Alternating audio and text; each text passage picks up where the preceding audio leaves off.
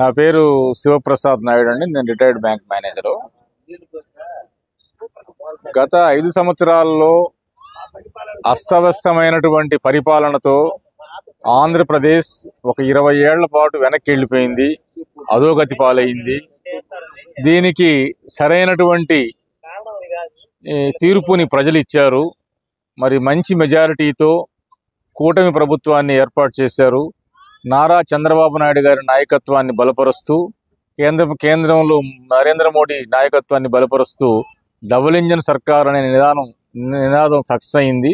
రాష్ట్రంలో ఎంతో ఆశలు పెట్టుకొని ఉన్నారు. ఈవేళ నారా చంద్రబాబు నాయుడు గారి నాయకత్వం పట్ల అత్యంత విశ్వాసంతో, ఆయన అయితే మాత్రమే గాడి తప్పినటువంటి ఆంధ్రప్రదేశ్ రాష్ట్రాన్ని గాడిలో పెట్టగల సమర్థత ఒక్క నారా చంద్రబాబు నాయుడు గారికే ఉందనేటువంటి పూర్తి అచంచలమైనటువంటి విశ్వాసంతో ఈవేళ ప్రజలు ఒక మంచి తీర్పు ఇచ్చారు. ఎంతో ఆశగా ఎదురు చూస్తున్నారు.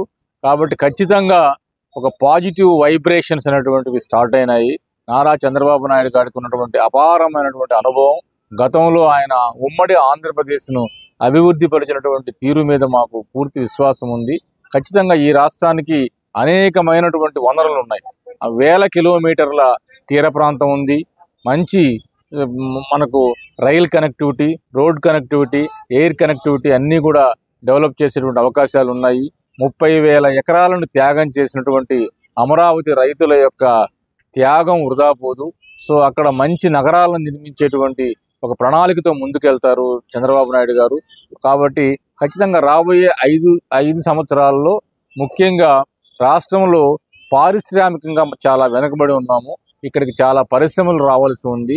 కాబట్టి దేశ విదేశాల నుంచి, అదేవిధంగా మన తెలుగు వాళ్ళు అనేక దేశాల్లో బాగా స్థిరపడిన వాళ్ళ దగ్గర నుంచి అయితేనేమి, మంచి కంపెనీల నుంచి కానీ ఒక రాష్ట్రంలో ఒక అనుకూలమైనటువంటి వాతావరణం ఏర్పాటు చేయడం ద్వారా ఒక మంచి ఎన్విరాన్మెంట్, ఒక అట్మాస్ఫియరు, ఇక్కడ శాంతి భద్రతలు బాగున్నాయి, ఇక్కడ పరిస్థితులు బాగున్నాయి, అభివృద్ధికి మార్గాలు ఉన్నాయి అనేటువంటి అవకాశాలని, అభిప్రాయాల్ని పారిశ్రామికవేత్తల్లో కానీ లేకపోతే పెట్టుబడిదారులు కానీ కల్పించడం ద్వారా మనకు మంచి పరిశ్రమలు వచ్చేటువంటి అవకాశం ఉంది. ఇటు చెన్నై దగ్గరగా ఉన్నాం, ఇటు బెంగళూరు దగ్గరగా ఉన్నాం, ఇటు హైదరాబాద్కి మూటికి మధ్యలో ఉన్నాం.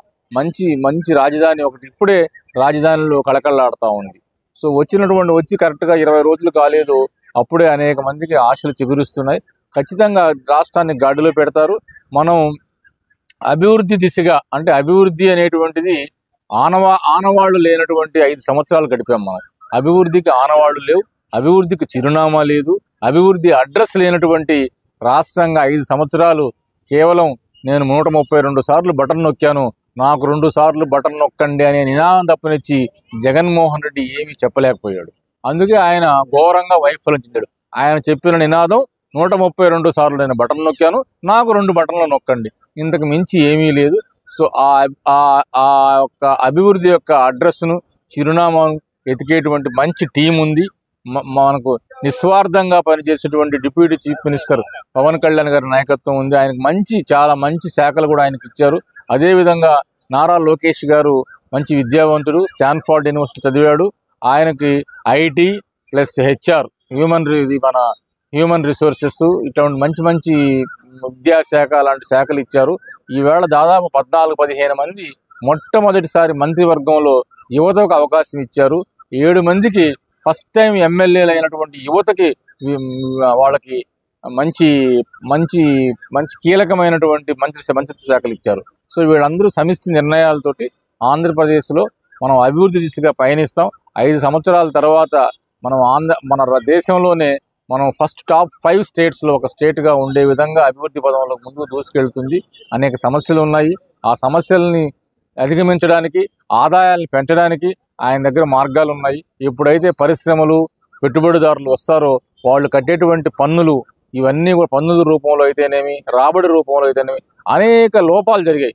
ఆ లోపాలన్నీ సవరించుకుంటే మనకు ఆదాయానికి కొదవలేదు. ఈవేళ మద్యం ఆదాయానికి తూట్లు పొడిచారు, మైనింగ్ ఆదాయానికి తూట్లు పొడిచారు, తర్వాత శాండ్ ఆదాయానికి తూట్లు పొడిచారు.